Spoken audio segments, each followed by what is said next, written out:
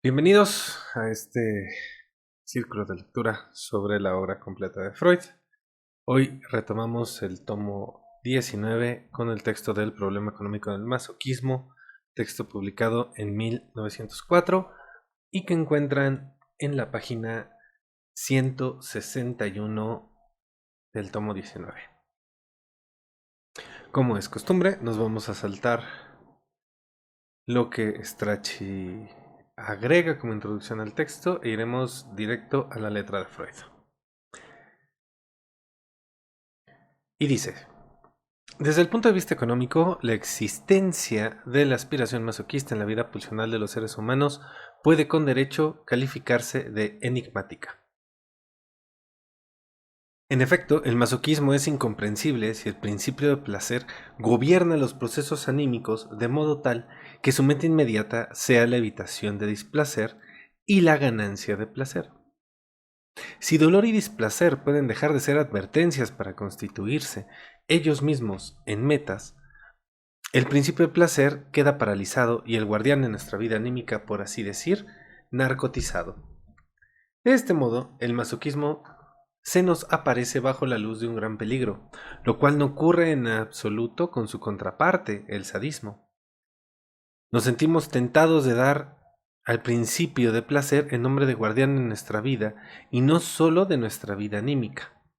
Aquí me parece importante puntuar dos cosas, ¿no? Uno, cómo Freud está trabajando con esta contrariedad entre masoquismo y sadismo, que aparte es un error inclusive muy común a la fecha, creer que son dos caras de la misma moneda, inclusive hay quien cree que hasta se complementan, y eso es absolutamente falso. Un sádico nunca va a andar con un masoquista, ¿no? Bueno, no sé si nunca. Existe una probabilidad, pero no es como que se estén buscando y sean la pareja perfecta, ¿no? O sea, ese mito de la completud pasa por otro lado. Continúo. Pero entonces se plantea la tarea de indagar la relación del principio de placer con las dos variedades de pulsiones que hemos distinguido, las pulsiones de muerte y las pulsiones eróticas libidinosas de vida. Y no avanzaremos en la apreciación del problema masoquista hasta que no cumplamos con ese requerimiento. Entonces Freud va a dedicarle todo el texto a ver qué con esta cuestión. Recuérdese que hemos concebido al principio que gobierna todos los procesos anímicos como un caso especial de la tendencia a la estabilidad de Fechner. Así atribuimos al aparato anímico el propósito de reducir a la nada las sumas de excitación que le afluyen o al menos mantenerlas en el mínimo grado posible. Esto es justamente el principio de homeostasis, ¿no? Como también se le suele llamar. Barbara Lowe propuso para este afán supuesto del aparato el nombre de principio de nirvana que aceptamos, ¿no? Aquí ya Freud le cambió el nombre, ¿no? Pero identificamos apresuradamente el principio de placer-displacer con este principio de nirvana. De ser idénticos, todo displacer debería de coincidir con una elevación y todo placer con una disminución de la tensión del estímulo presente en lo anímico. Esta es propiamente la lógica que Freud lleva manejando años, ¿no? O sea, desde que inició con el proyecto de psicología para neurólogos, está operando en estos términos, ¿no? O sea, toda acumulación de excitación puede ser vivida como displacer y toda reducción a partir de una acción específica, todo tipo de descarga que cumpla con esa característica va a producir placer, ¿no? De ahí justamente es que llegó a interpretar algunos síntomas neuróticos como la búsqueda de generar una acumulación para incrementar el placer al momento de descargar, ¿no? Eso aparece en textos entre 1900 y 1915 más o menos. El principio de nirvana y el principio de placer supuestamente idéntico a él estaría por completo al servicio de las pulsiones de muerte, cuya meta es conducir la inquietud de la vida a la estabilidad de lo inorgánico, y tendría por función alertar contra las exigencias de la pulsión de vida, de la libido, que procuran perturbar el ciclo vital y a cuya consumación se aspira. Pues bien, esta concepción no puede ser correcta. Parece que registramos el aumento y la disminución de las magnitudes de estímulo directamente dentro de la serie de los sentimientos de tensión, Y es indudable que existen tensiones placenteras y distensiones displacenteras. El estado de la excitación sexual es el ejemplo más notable de uno de estos incrementos placenteros de estímulo, aunque no el único, por cierto. Entonces, placer y displacer no pueden ser referidos al aumento o la disminución de una cantidad que llamamos tensión de estímulo, si bien es evidente que tienen mucho que ver con este factor. Pareciera no depender de este factor cuantitativo, sino de un carácter de él que solo podemos calificar de cualitativo. Estaríamos mucho más adelantados en la psicología si supiésemos indicar este carácter cualitativo. Quizás el ritmo, el ciclo temporal de las alteraciones, subidas y caídas de la cantidad de estímulo, no lo sabemos.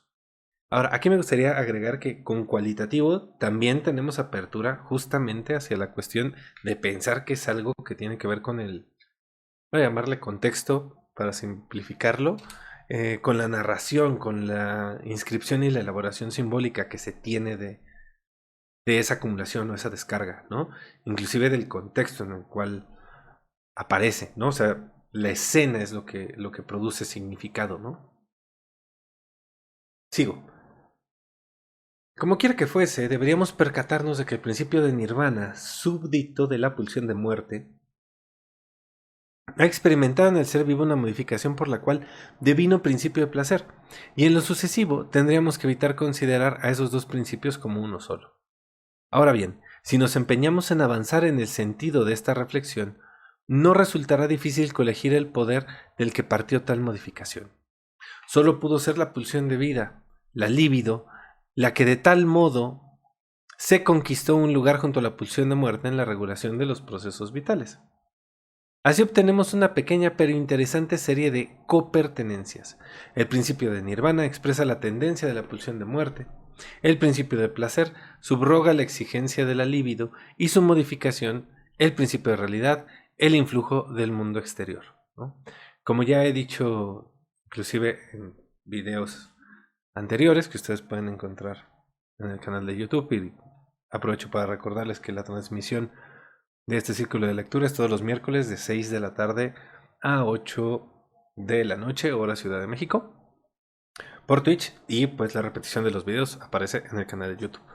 Como he mencionado en esos otros videos, a partir de que Freud lanza el yo y el ello, está apuntando constantemente, y lo declara en uno de los textos, a hacer una reorganización a partir de esta nueva concepción del aparato, de estos nuevos conceptos que insertó, ¿no? Por eso justamente replantea un montón de cuestiones, ¿no?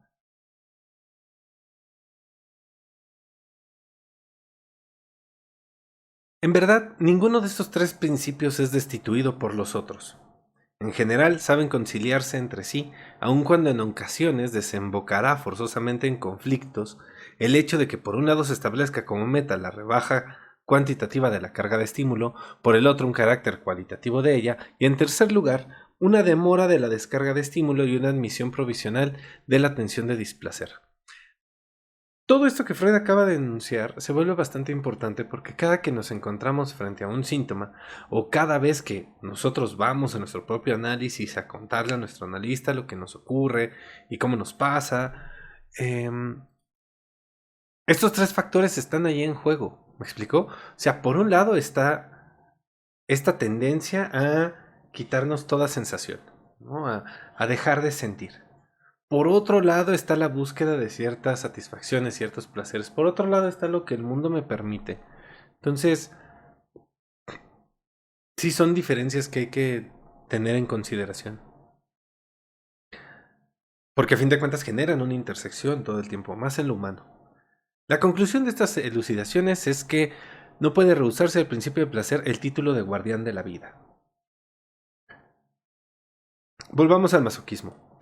Se ofrece a nuestra observación en tres figuras: como una condición a la que se sujeta la excitación sexual, como una expresión de la naturaleza femenina y como una norma de la conducta de vida. Y aquí de entrada voy a decir que esta cuestión de asignarlo directamente a lo femenino es un gran problema, ¿vale? Es un profundo problema de época, ¿vale? Ya también está este video donde digo que femenino y masculino deben de separarse de la cuestión pasiva y activa, y deberíamos de nombrarlo tal cual, pasivo y activo. Freud también lo sostiene, sin embargo no se apega a esa hipótesis, ¿sí? Porque pues, también hay femineidad activa y hay masculinidad pasiva, ¿no? O sea, hay coordenadas de ambos tipos de operatividad en los dos lados de la balanza. Entonces se vuelve complicado. Aquí específicamente va a hablar justamente sí de algo que se está viendo primordialmente en las mujeres, pero que también a mí me parece importante ubicar que puede ser una fantasía masculina. Eso de hecho Lacan lo trabaja de una manera más explícita. Pero continúo. De acuerdo con ello, es posible distinguir un masoquismo erógeno, uno femenino y uno moral. El primero, el masoquismo erógeno, el placer, gusto de recibir dolor, se encuentra también en el fundamento de las otras dos formas, ¿no? Esta es la erotización, ¿sí?, de algún dolor. Han de atribuírsele bases biológicas y constitucionales y permanece incomprensible si uno no se decide a adoptar ciertos supuestos acerca de constelaciones que son totalmente oscuras, ¿no? Por ejemplo, si pensamos en el consumo de picante, pues el picante en realidad no es un sabor, el picante es dolor, sientes que te estás quemando. Y en tanto sientes que te estás quemando, pues, vamos a decir, el aparato nervioso secreta sustancias, endorfinas, para generalizarlo y subirnos al tren del mame moderno, que pues atienden a esa sensación de dolor, ¿no? Eso es lo que genera esta sensación de satisfacción, ¿no? Eso dicen las coordenadas biológicas. No a todo mundo le gusta el picante, ¿no? No a todo mundo se siente bien con esa situación, no todo mundo le encuentra gusto, le encuentra placer, ¿vale? Sin embargo, pues hay procesos que erotizamos, ¿sí?, que investimos históricamente, ¿no? Sigo. La tercera forma de manifestación del masoquismo, en cierto sentido la más importante, solo recientemente ha sido apreciada por el psicoanálisis como un sentimiento de culpa las más de las veces inconsciente, ¿sí?, que sería el masoquismo moral específicamente. Empero, ya admite un esclarecimiento pleno y su inserción dentro de la trama de nuestros conocimientos. En cuanto al masoquismo femenino, es el más accesible a nuestra observación, el menos enigmático y se lo puede abarcar con la mirada en todos sus nexos, según él. Empecemos con él en nuestra exposición. Y claro, o sea, Freud sí se va a ir a hablar específicamente de niños y niñas, en este caso va a hablar específicamente de niñas, cosa que se vuelve un problema, o sea, de la mujer, ¿no?, en esta separación sexual y heterosexual, ¿no? Aparte cisgénero, solo para puntuarlo en términos de hoy.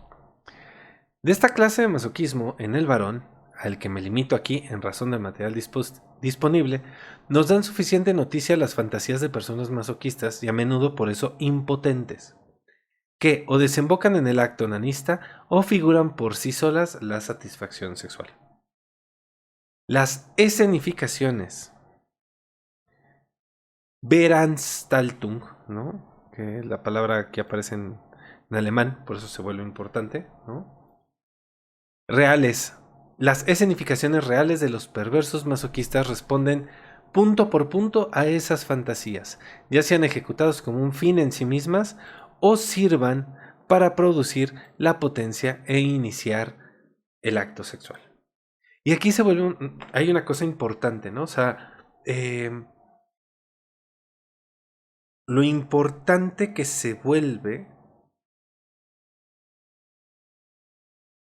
la fantasía para los sujetos, ¿no? Una de las diferencias entre neurosis, ¿no?, lo que Freud va a entender como neurosis, y lo que aquí se está llamando perversión, ¿no?, los perversos, que no es que sean degenerados ni que sean los malos, ¿no? Esa palabra me parece complicada, al menos aquí con el masoquista, es que creo que tal vez sería más práctico apuntar hacia la coordenada de los fetiches, ¿no? Cualquier persona con un fetiche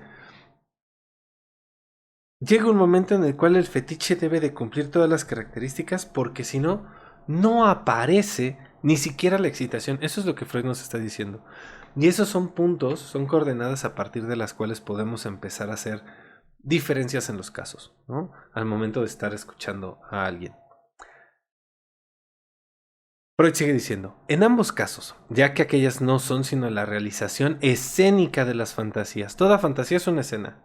Por eso nos es importante entender las escenas que nos narran nuestros pacientes. El contenido manifiesto es el mismo.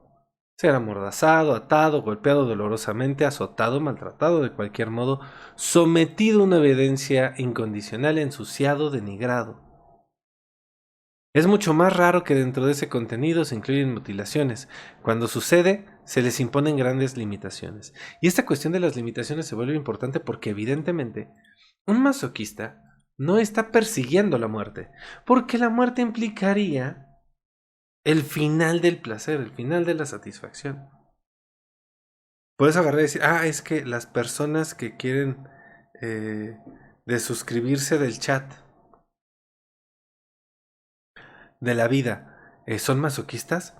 Pues eso no opera, ¿no? Eso es una ilusión, ¿no? Un error de lectura.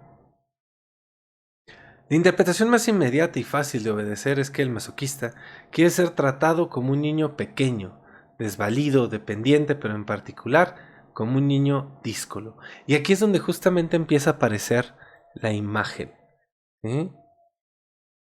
La imagen en sentido de que en esta relación el masoquista está pugnando por ocupar el lugar pasivo en la escena. Huelga aducir casuística. Todo el material es homogéneo y accesible a cualquier observador, aunque no sea analista. Pero si se tiene la oportunidad de estudiar casos en que las fantasías masoquistas hayan experimentado un procesamiento particularmente rico, es fácil descubrir que ponen a la persona en una situación característica de la feminidad. Vale decir, significan ser castrado, ser poseído sexualmente o parir. Ahí es donde justamente aparece esta identificación a partir de la imagen con la figura de la mujer. ¿Vale? Por eso Freud le nombra femenino, ¿no? El masoquismo femenino. ¿Eh? Ahora, respecto del ser castrado, pues bueno, es perder el genital en términos específicos. Respecto de ser poseído sexualmente, pues no puede ser poseído sexualmente de forma masculina, o sea, no siendo masculino, siendo varón en estos términos. Porque evidentemente en esos años aún no aparecía esta diferencia sexogenérica. ¿Vale? Pero ¿qué es lo que ocurre? Que como se asocia a la pasividad, entonces pues tenemos un problema. No, ya no puede ser masculino según esa forma de pensar el mundo. ¿Vale? Por eso lo coloca de aquel lado. Y el último parir, pues bueno, evidentemente solo una... Hoy les llaman personas con capacidad gestante. Yo voy a decir solo un homínido de la especie Homo sapiens sapiens con una articulación genética cromosomática XY habilitada para, pues puede parir, ¿no? Literalmente. Por eso he dado a esta forma de manifestación del masoquismo el nombre de femenina, ¿vale? Ahí está la razón por la cual lo nombra. A cierto modo, a posteriori, sobre la base de ejemplos extremos, aunque muchísimos de sus elementos apuntan a la vida infantil. Sobre esta estratificación superpuesta de lo infantil y lo femenino, daremos después un esclarecimiento simple. La castración o el dejar ciego que la subroga ha impreso a menudo su huella negativa en las fantasías, la condición de que a los genitales o los ojos justamente no les pase nada, ¿no? Aquí Freud está insertando este juego que suele tener con distintos mitos, porque Freud se la pasaba leyendo mitos y a partir de la lectura de estos mitos, pues intentaba, bueno, daba ejemplos, ¿no? El gran problema es que luego de esos ejemplos tomaba los nombres, usaba los nombres como conceptos y eso se convertía en un gran problema, ¿vale? Por lo demás, es raro que los martirios masoquistas cobren un aspecto tan serio como las crueldades, fantasiadas o escenificadas del sadismo, ¿vale? Entonces ahí también hay una gran diferencia, ¿no? O sea, las fantasías del masoquista suelen ser menos crueles que las del sádico, dice Freud. Dice, ¿no? Ya después me parece que sería algo importante a discutir. En el contenido manifiesto de las fantasías masoquistas se expresa también un sentimiento de culpa cuando se supone que la persona afectada ha infringido algo. Se lo deja indeterminado, que debe expiarse mediante todos esos procedimientos dolorosos y martirizadores.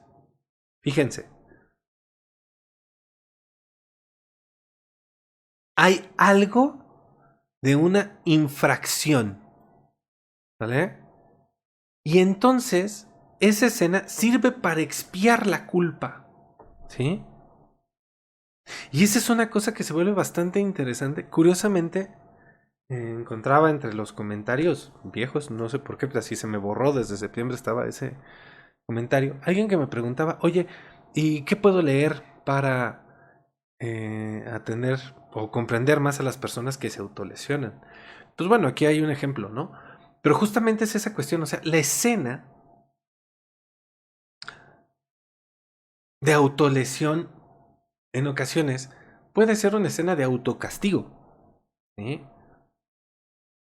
¿De qué va a depender? Pues necesitamos hablar con la persona, que la persona nos cuente cómo, cuándo, dónde, con quién, por qué, qué ocurrió antes, qué ocurre después.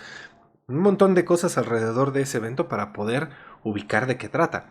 Por fuera no lo sabemos, o sea, cualquier persona que quiera dar una interpretación sin tener el grueso de información necesaria, pues es un fantoche, es un charlatán, ¿no? Ese es el gran problema de andar lanzando diagnósticos o respuestas desde el saber en redes, ¿no? Porque van a fracasar, ¿sale? No me hagan caso a mí, vayan a análisis y vean la diferencia, ¿no? Que ese es justamente el problema. Sin embargo, pues claro, el saber seduce, ¿no? Ahora, ¿qué es lo que ocurre? Algo infringió el sujeto que no siempre tiene claro que. Pero en tanto es un pecador requiere un castigo, en tanto es un criminal requiere un castigo. Y el castigo sirve para expiar la culpa, pero si no se sabe cuál es el crimen, cómo se va a saber cuál es la pena y cómo se va a saber en qué momento ha sido suficiente pago. Ahí es donde aparece la clarificación del síntoma. Por eso estas cosas de eh, andar crucificando gente, ¿no? Eh, Inclusive de estos persecutores de la moral, de lo políticamente correcto, generan tanto problema clínicamente, ¿no? Y pues bueno, socialmente también, porque pues por ahí no va, ¿no? Solo genera alguna de estas dos posturas, entre los masoquistas morales y los sadistas que son los más morales. Pero bueno, llegaremos allá. Sigo. Esto aparece como una racionalización superficial de los contenidos masoquistas, pero detrás se esconde el nexo con la masturbación infantil. ¿Por qué Freud lo lleva a la masturbación infantil? Que esto se vuelve importante puntuarlo. Porque era una de las principales razones de castigo en aquel entonces hacia los niños. ¿Vale? O sea, eso más que hablarnos de algo universal, nos habla de una realidad del tiempo de Freud. Una realidad que tiene que ver con estos niños encontraban una satisfacción en el onanismo, alguien los regañaba, ellos se sentían culpables por seguir buscando eso porque entonces interpretaban que aquello de lo cual eran culpables era de buscar el placer y cada que buscaban el placer y cada que lo conseguían se sentían culpables y entonces se castigaban y entonces repite esa fórmula a lo largo de la vida, ¿no? Y ahí es donde está el problema, porque es como Freud lo dice, una racionalización superficial, ¿no? Sigo, y por otra parte, este factor, la culpa, nos lleva a la tercera forma de masoquismo moral. Y ahí hay ciertas conexiones que me parece importante ir navegando, ¿no? El masoquismo femenino que acabamos de describir se basa enteramente en el masoquismo primario, erógeno, el placer de recibir dolor. Propongo que en vez de llamarle femenino le llamemos literalmente pasivo, ¿no? Porque eso va por una cuestión de imagen, ¿eh? Cosa que, pues bueno, desliza, porque eso completamente podría ser resultado de las mismas fantasías respecto a la diferencia sexual, ¿no? Largo de elaborar en este momento. pero bueno, por lo pronto vamos a decirle pasivo, que acabamos de describir, se basa enteramente en el masoquismo primario, erógeno, el placer de recibir dolor. No obtendremos su explicación sin retomar el problema desde muy atrás. En tres ensayos de teoría sexual 1905, en la sección sobre las fuentes de la sexualidad infantil, formulé la tesis de que la excitación sexual se genera como efecto colateral a raíz de una gran serie de procesos internos, para lo cual basta que la intensidad de estos rebase ciertos límites cuantitativos, y que quizá en el organismo no ocurra nada de cierta importancia que no ceda sus componentes a la excitación de la pulsión sexual.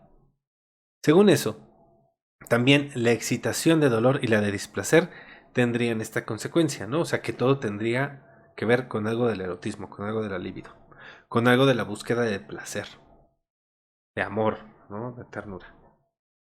Esa coexcitación libidinosa, provocada por una tensión dolorosa y displacentera, sería un mecanismo fisiológico infantil que se agotaría luego. El problema de esta frase está en la palabra fisiológico, ¿no? Porque, o sea, si de aquí nos vamos a pensar, por ejemplo, la fantasía de pegan a un niño, tenemos justamente este escenario donde el niño puede ver ese golpe como un contacto, como un entrar en contacto, como una, vamos a llamarle hasta caricia, ¿no? Entonces yo lo que quiero es que me toque, así sea con un golpe, no una caricia, lo que quiero es que me toque. Y ahí es donde vienen estas diferencias, ¿no? Que solo son posibles por la existencia del lenguaje. Pero sigo. En las diferentes constituciones sexuales experimentaría diversos grados de desarrollo y en todo caso proporcionaría la base fisiológica sobre la cual se erigiría después como superestructura psíquica el masoquismo erógeno, ¿no? Nuevamente, o sea, me parece... Cuando Freud se empieza a meter a fisiología, siempre acaba en un problema, ¿no? Entonces, o sea, pensar que ahí hay una base, la base no me parece que necesite más avance desde Freud que simplemente la cuestión de la asociación, ¿no? Y la similitud, ¿no? Pero bueno, dos cosas aparecen al mismo tiempo, se pueden relacionar. Ahí está, ¿no? Asociación por simultaneidad. En psicoanálisis, condicionamiento, en conductismo. Bueno, tiene... No, se me fue. Es este... Ay, se me fue. Si me acuerdo de la palabra se las digo, ¿no? Eh, Sigo. Ahora bien, esta explicación demuestra ser insuficiente al no arrojar ninguna luz sobre los vínculos regulares e íntimos entre el masoquismo y su contraparte de la vida pulsional, el sadismo. Pues no la va a arrojar porque el sadismo no es contraparte del masoquismo. Es ahí donde está el problema. ¿Por qué? Porque Freud está pensando, desde lo que venía proponiendo la psiquiatría y toda la sexología de su tiempo y previos a él, ¿no? O sea, estamos hablando de von Kraft-Ebing, ¿sí? Bueno, de Kraft-Ebing o... Sí, debe ser Kraft-Ebing, no Ebing Kraft. Él, ¿no? Que justamente empiezan a proponer estos juegos, ¿no? Hoy ya, o sea, por favor, dejemos de decir que el sadismo es la contraparte del masoquismo, porque eso es falso. No se sostiene por ningún lado. ¿Vale? No sé por qué se sigue enseñando así. O sea, bueno, sí sé por qué se sigue enseñando así. Pero bueno. Si se retrocede algo más, hasta el supuesto de las dos variedades de pulsiones que consideramos operantes en el ser vivo, se llega a otra derivación que empero no contradice la anterior. ¿Okay? Los dos tipos de pulsiones es Freud llevándolo esto nuevamente a pulsión de vida y pulsión de muerte, ¿no? Que sería los dos lados de la erótica, ¿no? La ternura, el amor y la agresión, porque la agresión también es parte de la erótica. En el ser vivo pluricelular, la libido se enfrenta con la pulsión de destrucción o de muerte, esta que impera dentro de él. Querría desagregarlo y llevar a cada uno de los organismos elementales a la condición de la inestabilidad inorgánica, de la estabilidad inorgánica. Aunque tal estabilidad solo pueda ser relativa, ¿sí? Aquí es donde está la cuestión, ¿no? Que les decía hace rato. ¿Hacia dónde apunta la pulsión de muerte? La pulsión de destrucción a la no sensación. Así de fácil y sencillo, ¿no? El deseo está buscando encontrarse, o sea, la pulsión erótica, en tanto pulsión de vida, líbido, erótica, ternura, amor. Está buscando dirigir al sujeto hacia un objeto que le produzca un placer, una satisfacción. Busca unir, vincular, mueve. La pulsión de muerte busca la detención, o sea, la perfección queda del lado de la pulsión de muerte porque la perfección no se mueve, la perfección no cambia, la perfección está muerta, está entificada, no es un ente. Sigo. La tarea de la libido es volver inocua esta pulsión destructora.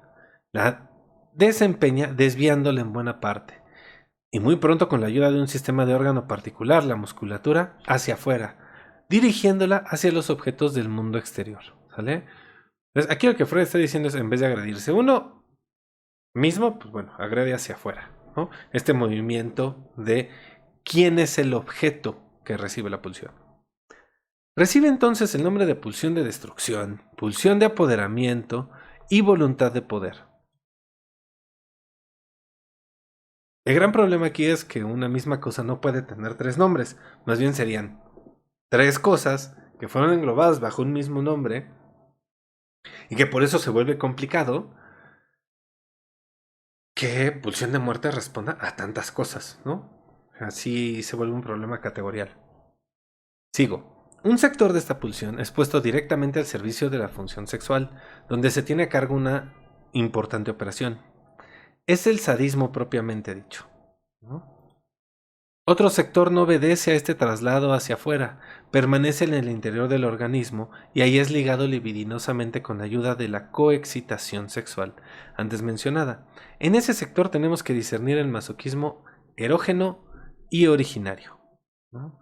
Y aquí es donde justamente hay un problema, porque si nos vamos, por ejemplo, a pulsiones y destinos de pulsión, Freud dirá que lo primero pues, fue la acción, ¿no?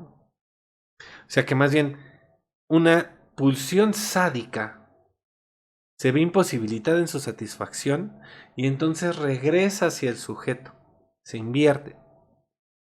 Como si tú soltaras un golpe y ese golpe lo giraras para golpearte a ti mismo. Sin embargo, para cuando Freud elabora la cuestión de la pulsión de muerte, y no solo ahí, antes ya lo había mencionado ejemplos de esta índole, pues se da cuenta de que pues, el ser humano vive un montón de cosas de manera pasiva, como primer encuentro. O sea, somos pasivos durante gran parte de la vida y es hasta después que podemos entrar a ciertas escenas de manera activa. Y ahí es donde está justamente la diferencia. Por eso si lo masoquista es lo pasivo y lo sadista es lo activo, pues primero habría sido el masoquismo, ¿no? Ahora, ¿por qué traigo esto? ¿Por qué hay quienes dicen, es que el masoquismo originario? Porque, ¿qué fue primero? ¿El huevo o la gallina? ¿Primero fue el masoquismo y luego el sadismo? ¿O qué fue primero el sadismo y luego el masoquismo? O, güey, hay un masoquismo originario y un sadismo originario en tanto que son los primeros que aparecieron. Así. Y ahí es donde me parece... me parece que aparecen problemas respecto a la escritura de Freud específicamente, ¿no? Pero bueno, en este sentido, ¿sí? Freud le está diciendo con que pues, ahí está el origen, ¿no? de ese masoquismo. Nos falta todo saber fisiológico acerca de los caminos y los medios por los cuales pueda consumarse este domeñamiento de la pulsión de muerte por la libido. Dentro del círculo de ideas del psicoanálisis no cabe sino este supuesto. Se produce una mezcla y una combinación muy vasta de proporciones variables entre las dos clases de pulsión. Así, no debemos contar con una pulsión de muerte y una pulsión de vida puras, sino solo con contaminaciones de ellas de valencias diferentes en cada caso. Las pulsiones siempre aparecen mezcladas. Por efecto de ciertos factores, a una mezcla de pulsiones puede corresponderle una desmezcla. No alcanzamos a colegir la proporción de las pulsiones de muerte que se sustraen de ese domeñamiento logrado mediante ligazón o complementos libidinosos. Si se consiente alguna impresión, puede decirse que la pulsión de muerte actuante en el interior del organismo, el sadismo primordial, es idéntica al masoquismo, ¿no? Y aquí aparece esto que les decía unas líneas atrás, ¿no? Este problema que Freud ya lo había trabajado en pulsiones y destinos de pulsión. Bueno, le había dado algunas vueltas. Repito, puede decirse que la pulsión de muerte actuante en el interior del organismo es idéntica al masoquismo. Y la que está actuando por fuera, pues es el sadismo.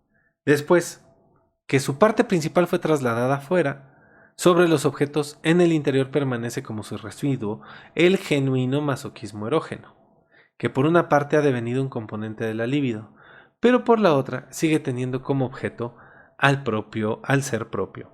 Así, ese masoquismo sería un testigo y un relicto de aquella fase de formación en que aconteció la liga, tan importante para la vida entre Eros y pulsión de muerte.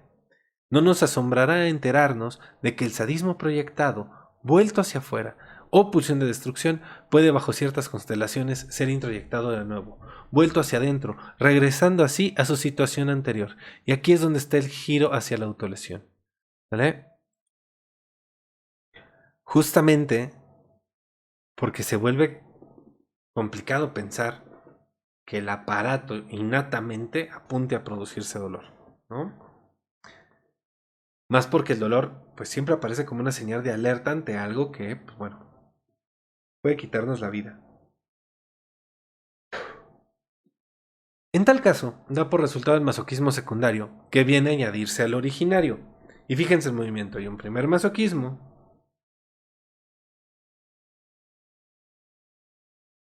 hay una agresión, una pulsión de agresión, de destrucción, que habita y se moviliza internamente. Es desplazada hacia afuera para conseguir algo de la satisfacción. Si eso no se logra, es impedido o algo lo modifica, eso regresa hacia el interior generando un masoquismo secundario. Esta misma lógica es la que Freud utiliza cuando habla de narcisismo primario y narcisismo secundario. El narcisismo primario es el primero que ocurrió. La investidura de la imagen del yo como objeto de amor. Posterior a eso se toma parte de esa libido para investir objetos del mundo exterior. Se embisten y entonces tengo una relación con esos objetos. Pero resulta que pierdo el objeto desaparece, se va, es un ingrato, no, lo que sea. Ya no tengo ese objeto y entonces debo de tomar esa libido y regresarla hacia el yo. En ese giro, yo tendría que poder estar moviendo esta libido del yo a los objetos y viceversa. Si se queda solo en el yo, entonces hay un narcisismo secundario, que es justamente esta posición que de repente tiene la gente al momento de agarrar y decir, no, pues es que yo ya no voy a volver a amar porque ya solo me voy a amar a mí porque me traicionaron y no quiero que me vuelva a doler. Y entonces te das cuenta de que empiezan a organizar todas sus relaciones a partir de algo del narcisismo. ¿Vale? Entonces, sigo. El masoquismo erógeno acompaña a la libido en todas sus fases de desarrollo.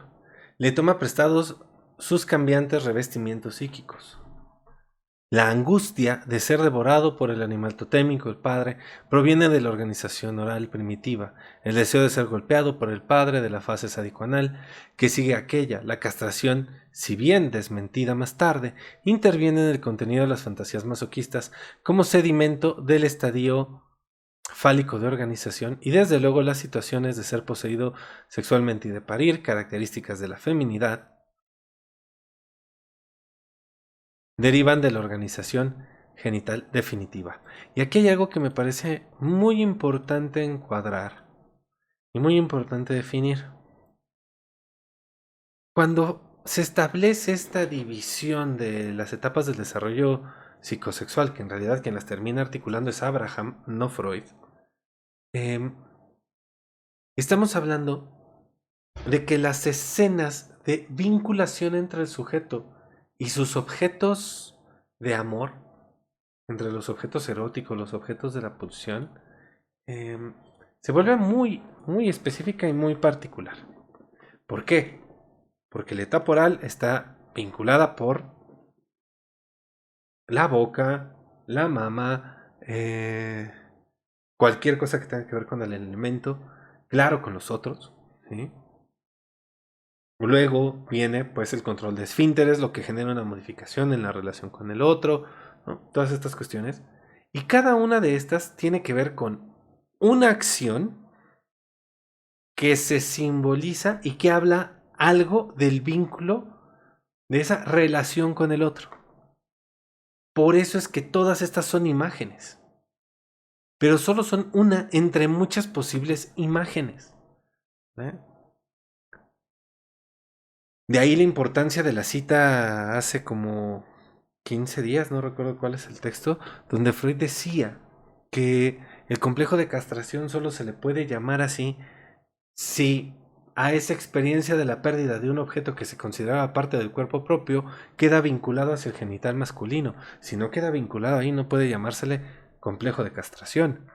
Y eso permite clarificar por qué no sabemos claramente, pues si la mujer tiene complejo de castración, ¿no? O cómo es que opera en la mujer. Nuevamente un problema conceptual, ¿no? Sin embargo, pues falta incompletud. Claro que la mujer tiene, ¿no? Que la imaginarice como castración, eso, pues bueno, es otro asunto. Y esto dicho en términos universales, porque parcialmente, pues claro que existen, ¿no? Sigo. También resulta fácil comprender el papel que las nalgas desempeñan en el masoquismo, prescindiendo de su obvio fundamento real. Las nalgas son la parte del cuerpo preferida erógenamente en la fase sadicoanal, como lo son las mamas en la fase oral y el pene en la genital, ¿no? O bueno, el genital en la genital. Sigo. La tercera forma de masoquismo, el masoquismo moral, es notable, sobre todo por haber aflojado su vínculo con lo que conocemos como sexualidad. Que esto no lo hace menos erótico, ¿no? Solo lo hace menos coitán. Es que en general, todo padecer masoquista tiene por condición la de partir de la persona amada y ser tolerado por orden de ella. Esta restricción desaparece en el masoquismo moral. ¿Eh? El padecer como tal es lo que importa. No interesa que lo inflija la persona amada a una diferente, así sea causado por poderes o circunstancias impersonales. El verdadero masoquista ofrece su mejilla toda vez que se presenta la oportunidad de recibir una bofetada, ¿no? Por eso pues, hay masoquistas que son castigados por la vida, ¿no? Para explicar esta conducta es muy tentador dejar de lado la libido y limitarse al supuesto de que aquí la pulsión de destrucción fue vuelta de nuevo hacia adentro y ahora abate su furia sobre el sí mismo propio. No obstante, debe de tener su sentido el hecho de que el uso lingüístico no haya resignado el vínculo de esta norma de conducta en la vida del erotismo y llame también masoquistas a estos que se infieren daño a sí mismos. Entonces, ahora, retomando este ejemplo de las personas que terminan siendo castigadas por la vida, no podemos omitir que la vida está cabrona, ¿no? Entonces, o sea, no porque a alguien le esté pasando mal y le pasen un montón de cosas, es necesariamente masoquista, ¿eh? O sea, necesitamos hacer un largo y amplio recorrido de las escenas para poder decir que alguien es o que alguien tiene algo, ¿vale?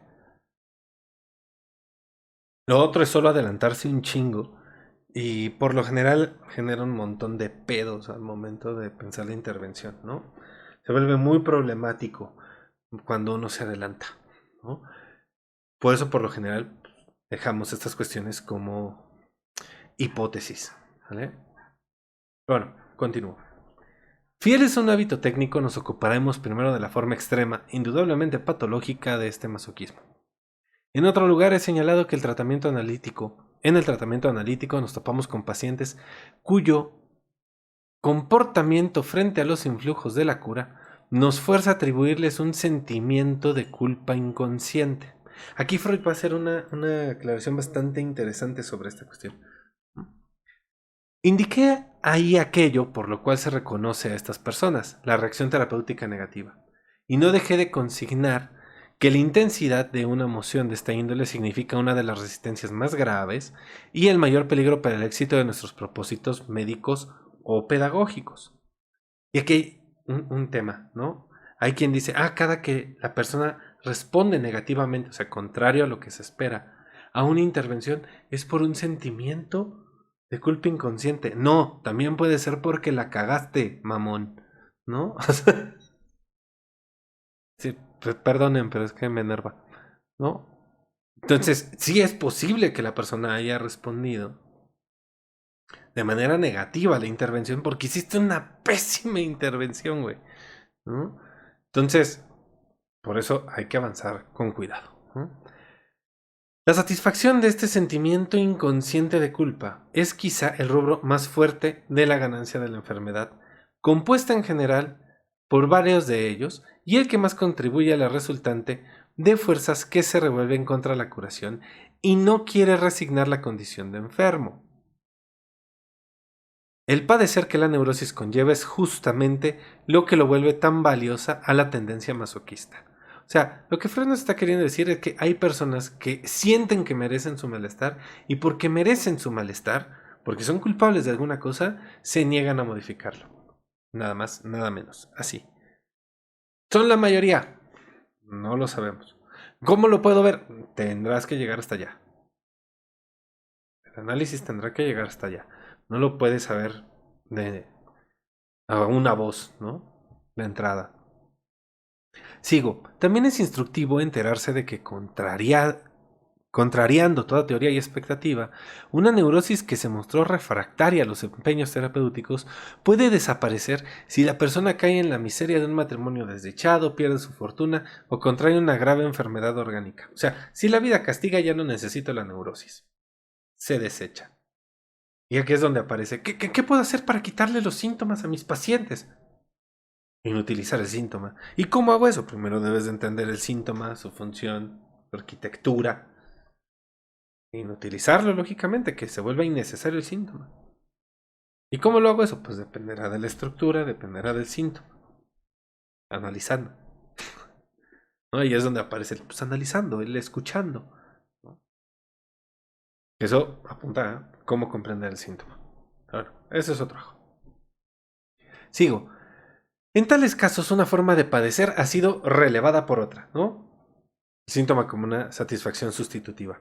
Y vemos que únicamente interesa poder retener cierto grado de padecimiento. Mientras pueda padecer de otra cosa, no va a requerir el síntoma. Su vida mejora y entonces requiere el síntoma para poder darle lugar a esa neurosis, ¿no? No es fácil que los pacientes nos crean cuando les señalamos ese sentimiento inconsciente de culpa. Saben demasiado bien de las torturas, remordimiento en que se exterioriza un sentimiento consciente de culpa. Una culpa, una conciencia de culpa, y por eso no pueden admitir que albergarían en su interior mociones de esa clase sin sentirlas para nada. Y pues, claro, este es un gran problema. O sea, yo no sé a razón de que uno le diría eso al paciente. Tú estás sintiendo, tú tampoco sabes, o sea, pues es inconsciente, ¿no? Espérate tantito. Y Freud dice adelante, opino que en cierta medida daremos razón al veto de los pacientes si renunciamos a la denominación sentimiento inconsciente de culpa, por lo demás incorrecta psicológicamente. Fíjense nada más lo que Freud está diciendo, ¿no? Me parece que es una de sus mejores correcciones. Y en cambio hablamos de una necesidad de castigo que nos permite recubrir de manera igualmente cabal el estado de cosas observado. ¿Vale? Y aquí es donde viene una cosa que se vuelve bien particular. Aunque dos fraseos nos lleven a imágenes similares, no es lo mismo, ¿no? Le decía una persona hace rato, no es lo mismo que alguien quiera controlar a que alguien no quiera perder, ¿no? Y tenga una imposibilidad de sostenerse ante la pérdida. Aunque la manera de hacer eso sea modificando el escenario. Por eso no es lo mismo querer controlar a controlar para evitar otra cosa. Por eso debemos de ser muy específicos en cómo vamos construyendo las imágenes, las escenas fantasmáticas de nuestros casos, las escenas de la fantasía. Hablar de necesidad de castigo inclusive puede ser como que una persona te va narrando una serie de imágenes. Y dices, a ver, pero en todas usted acaba mal. Hasta pareciera que busca que ocurra esto. ¿Para qué? ¿Por qué?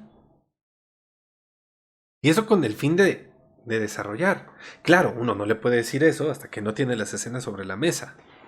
Por eso primero se habla y luego se interviene.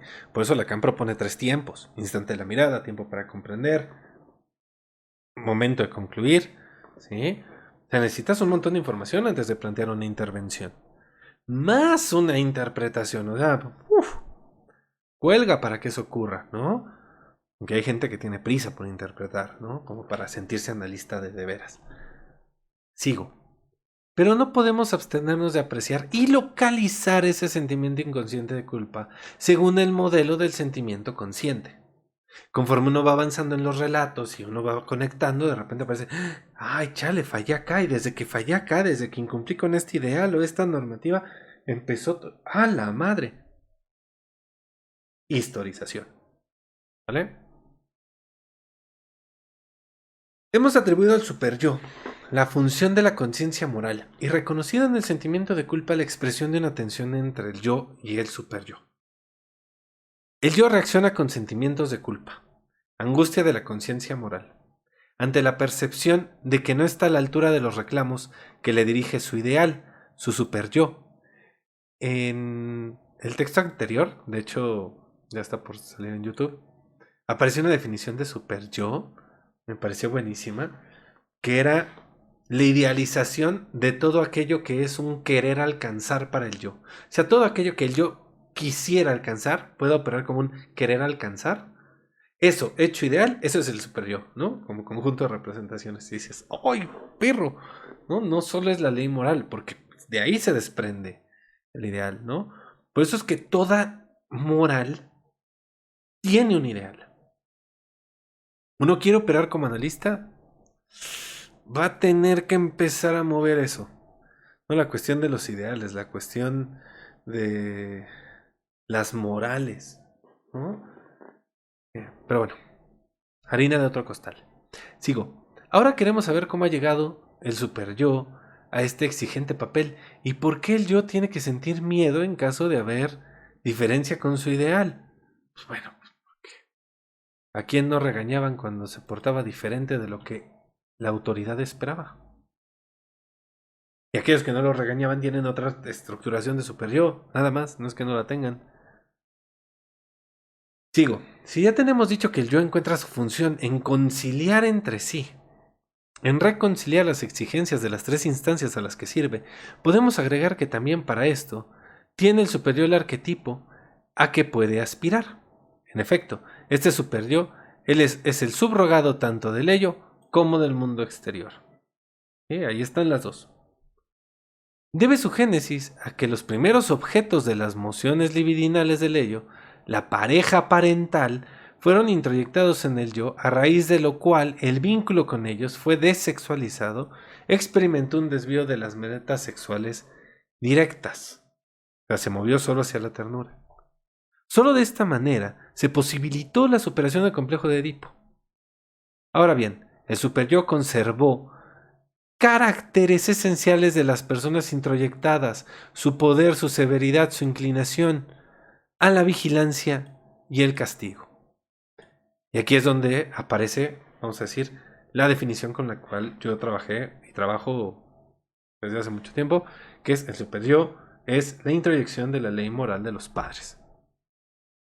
Por hablar de ley, por hablar de moral, ya aparece el ideal, ya aparece deber ser. Ahí está todo bastante compactito, ¿no?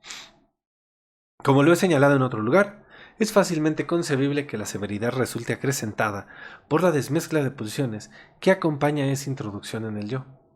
Ahora el superyo, la conciencia moral eficaz dentro de él, puede volverse duro, cruel, despiadado hacia el yo a quien tutela. De ese modo, el imperativo categórico de Kant es la herencia directa del complejo de Edipo, ¿no? ¿Cuál es el imperativo categórico de Kant? Pues compórtate de tal manera que tu conducta se pueda universalizar, ¿no? Y actúa conforme a la moral, ¿no? Siempre, a pesar de tu misma persona. Ahora, de esta línea también nos puede llevar directamente a Kant con Sade, de Lacan, donde justamente dice que Sade y Kant lógicamente son lo mismo, son dos personas que están colocando un ideal, están colocando un imperativo categórico que no se puede desafiar, que se tiene que obedecer. Kant dándole lugar a su buen Dios, Sade dándole lugar a la naturaleza.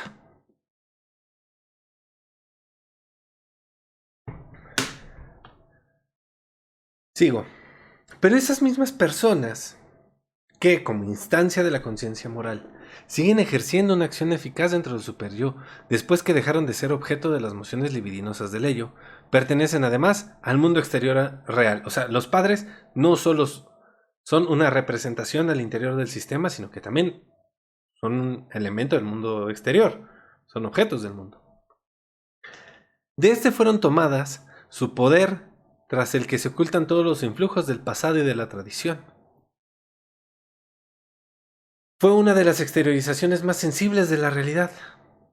Merced a esta conciencia, el superyo, el sustituto del complejo de Edipo, bueno, sustituto del padre, ¿no? De los padres, más bien, deviene también representante del mundo exterior real y así el arquetipo para el querer alcanzar del yo. ¿Eh? De ahí justamente viene, aquí vuelve a aparecer esta definición que les di hace rato, ¿no? El superyo es el arquetipo de todo querer alcanzar del yo, todo lo que un yo busca hacer. De este modo, como ya fue conjeturado en un sentido histórico, el complejo de Edipo demuestra ser la fuente de nuestra eticidad individual, moral. Y esto lleva un problema, ¿eh? O sea, porque hay un montón de definiciones de ética y de moral, que cada quien con la suya la que quiera, ¿no? Ya después metemos a ver qué específicamente con la moral y la ética en el psicoanálisis. Yo la definición que utilizo es la de Michel Foucault en Espacio y Poder. La moral es un conjunto de reglas, la ética es la posición del sujeto frente a esas reglas. ¿Sí? Porque la ética tiene que ver con el ethos. Sin embargo, esta diferencia entre la ética es individual y la moral es social también es muy común, ¿no? Por eso también esta cosa de es que hay que comportarnos éticamente. Güey, ¿qué es comportarse éticamente? ¿No? O sea, ya en términos del ethos, del ser, ¿qué es ser éticos? O sea, ¿alguien puede ser no ético? ¿No? O sea, ¿hay algo de la acción de un sujeto que salga del ethos, que salga de la ética? Una pregunta un poco más filosófica, ¿no? Sigo. En el curso del desarrollo infantil que lleva a la progresiva separación respecto a los progenitores, para allá debe de ir la vida, va retrocediendo la significatividad personal de estos por el superyo. A las imagos que restan de ellos se anodan después los influjos de maestros, autoridades, modelos que uno mismo escoge y héroes socialmente reconocidos, cuyas personas ya no necesitan ser introyectadas por el yo, que ha devenido más resistente. Por eso todos tenemos un personaje favorito al cual nos queremos parecer, ¿no? La figura última de esta serie, que empieza con los progenitores, es el oscuro poder del destino que solo los menos de nosotros podemos concebir impersonalmente. ¿Sí? O sea, los menos pensamos que el destino no es un alguien, que nos odia aparte, ¿no? Pero ahí está, fíjense cómo Freud está narrando que esto es una serie. ¿Sí? O sea, el superyo es el conglomerado de las representaciones de la serie de objetos que ocuparon ese lugar respecto del sujeto. Qué bonita definición. Es poco lo que puede objetarse al literato holandés Multatuli. La definición que acabo de dar es mía, claro. Cuando sustituye la Moira del destino de los griegos por la pareja divina Logos, bueno, razón y necesidad. Logos y Ananke. Pero todos los que transfieren la guía del acontecer universal a la providencia, a Dios, o a Dios y la naturaleza, son sospechosos de sentir a estos poderes. No obstante, ser los más exteriores y los más remotos, como si fueran una pareja de progenitores. ¿Eh? Por eso allí está Dios Padre y Mamá Pacha, ¿no? La nana Pacha. Es la Pachamama. La Pachamama. La nana Pancha es un grupo, de ahí Mamá Pacha, es la Pachamama, ¿no? Pero ahí está la madre, ¿no? La madre naturaleza, el Padre Dios, Parece este juego, de ahí Freud lo está sacando, ¿no? Es una imaginarización. Y de creerse, o sea, los colocan ahí mitológicamente, y de creerse enlazados con ellos por ligazones libidinosas. Evidentemente esto ocurre en un montón de mitologías. En mi obra El yo y el ello, he intentado derivar también la angustia realista de muerte de los seres humanos de una concepción como esta, parental del destino. Parece muy difícil librarse de ella, ¿no? Tras estas consideraciones preliminares podemos volver a la apreciación del masoquismo moral. Dijimos que la conducta, en la cura y en su vida, de las personas aquejadas despierta la impresión de que sufrieran una desmedida inhibición moral y estuvieran bajo el imperio de una conciencia moral particularmente susceptible, aunque no les sea consciente nada de esa hipermoral. Pero, si lo estudiamos de más cerca, notamos bien la diferencia que media entre esa continuación inconsciente de la moral y el masoquismo moral. En la primera, el acento recae sobre el sadismo acrecentado del superyo, al cual el yo se somete. En la segunda, en cambio, sobre el genuino masoquismo del yo, quien pide castigo, sea de parte del superyo, sea de los poderes parentales de fuera. Pero nuestra confusión inicial puede disculparse, pues en los dos casos se trata de una relación entre el yo y el superyo, o poderes equiparables a este último, y en ambos el resultado es una necesidad que se satisface mediante castigo y padecimiento.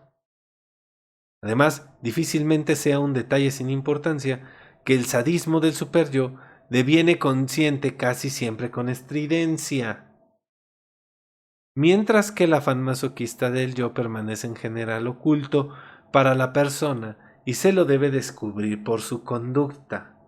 ¿Sí? O sea, cuando la persona se está quejando con reclamos morales, por lo general es capaz de decírtelo. Cuando eso, digamos, es una coordenada más sádica. Cuando es más masoquista, no. La condición de inconsciente del masoquismo moral nos pone sobre una pista interesante. Podríamos traducir la expresión sentimiento inconsciente de culpa por necesidad de ser castigado por un poder parental. Ahora bien, sabemos que el deseo de ser golpeado por el padre, tan frecuente en fantasías, está muy relacionado con otro deseo, el de entrar con él en una vinculación sexual pasiva. ¿Ven? Aquí es donde aparece esta cuestión de lo pasivo, ¿no? Del lado de lo femenino. Y no es más que la desfiguración regresiva de esto último. Si referimos este esclarecimiento al contenido del masoquismo moral, se nos vuelve evidente su secreto sentido. La conciencia moral, la moral misma y la moral misma nacieron de la superación, la desexualización del complejo de Edipo mediante el masoquismo moral. La moral es resexualizada, el complejo de Edipo es reanimado, se abre la vía por una regresión de la moral al complejo de Edipo. O sea, se van a empezar a investir personalidades, imágenes con las características de los imagos, de las personas que forman parte de las series que crearon el Super Yo, y entonces, pues ahí se va a poner en juego, o sea, se va a reactivar ese conjunto de representaciones desde las cuales el sujeto va a operar. Y ello no redunda en beneficio de la moral ni del individuo. Es verdad que éste puede haber conservado junto a su masoquismo su eticidad íntegra o cierto grado de ella, pero también es posible que en el masoquismo naufrague buena parte de su conciencia moral.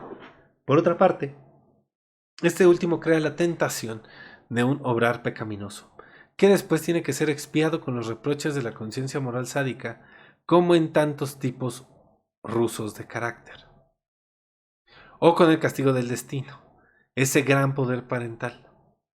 Para provocar el castigo por parte de esta última subrogación de los progenitores, el masoquista se ve obligado a hacer cosas inapropiadas, a trabajar en contra de su propio beneficio, destruir las perspectivas que se le abren en el mundo real y eventualmente aniquilar su propia existencia.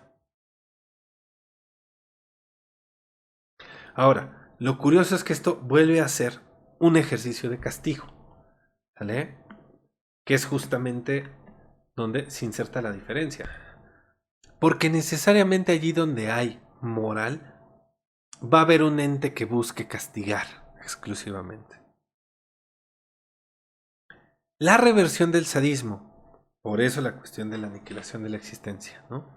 hacia la persona propia ocurre regularmente a raíz de la sofocación cultural de las pulsiones, en virtud de la cual la persona se abstiene de aplicar en su vida buena parte de sus componentes destructivos. O sea, si la persona no es educada a coartar los componentes destructivos de la pulsión, los va a estar actuando y llevando a cabo a cada rato. Cabe imaginar que esta parte relegada de la pulsión de destrucción salga a la luz, como un acrecentamiento del masoquista en el interior del yo. Empero, los fenómenos de la conciencia moral dejan colegir que la destrucción que retorna desde el mundo exterior puede ser acogida por el superyo y aumentar su sadismo hacia el yo, aún sin mediar aquella mudanza. ¿Sí? Y esto se vuelve importante. El superyo es sádico. ¿Sí? Sigo, no me voy a adelantar. El sadismo superior y el masoquismo del yo se complementan el uno al otro, aquí sí, y se aúnan para provocar las mismas consecuencias. Opino que sólo así es posible comprender que de la sofocación de las pulsiones resulte con frecuencia, o en la totalidad de los casos, un sentimiento de culpa y que la conciencia moral se vuelva tanto más severa y susceptible cuanto más se abstenga la persona de agredir a los demás. Por eso es que cuando llegan este tipo de personas al consultorio, puede ser útil que digan todo lo que no dicen afuera, ¿no? Y es que, bueno, me molesté tantito. ¿Se molestó o se enojó? Me enojé. Sí, se enojó, se enojó. Sí. Bueno, es que le iba a decir una grosería. ¿Cuál? No, es que no. ¿Cuál grosería le iba a decir? No, pues le iba a decir que le iba a mentar su madre. ¿Cómo es que se menta la madre, no? O sea, eso ya también puede ser muy mío. Pero justamente empezar a permitir esos lugares va quitándole fuerza, peso al superior, ¿no? Se va autorizando algo de esa agresión. De un individuo que sabe acerca de sí mismo, que suele evitar agresiones culturalmente indeseadas, cabría esperar que por esa razón tuviera buena conciencia y vigilara su yo con mejor desconfianza. Lo habitual es presentar las cosas como si el reclamo ético fuera lo primario y la renuncia a lo pulsional fuera su consecuencia. Pero muy atentos. Pero así queda sin explicar el origen de la eticidad. En realidad, parece ocurrir lo inverso. La primera renuncia de lo pulsional es arrancada con poderes exteriores, y es ella la que crea la eticidad, que se expresa en la conciencia moral y reclama nuevas renuncias de lo pulsional. Y esta es justamente la cuestión. ¿Por qué el niño renuncia a algo que le daría satisfacción? Porque hay un poder exterior que lo obliga a. Llámale proceso de humanización, llámale educación, llámale familia, llámale como quieras. El contexto cuarta eso. Esa escena se representa, se guarda en memoria y entonces empieza a operar como recuerdo. ¿Vale? Ya como contenido, ya como superior. Entonces, a más renuncias, pues más poderoso se vuelve superior. Así, el masoquismo moral pasa a ser el testimonio clásico de la existencia de la mezcla de pulsiones. Su peligrosidad se debe a que desciende de la pulsión de muerte. Corresponde a aquel sector de ella que se ha sustraído a su vuelta hacia afuera como pulsión de destrucción. Pero como, por otra parte, tiene el valor psíquico de un componente erótico, ni aun la autodestrucción de la persona puede producirse sin satisfacción libidinosa. Y esta es una clave bastante particular cuando trabajamos con casos de personas que se quieren desvivir, ¿no? ¿Cuál es la satisfacción que puede haber en el acto de sacarse del chat?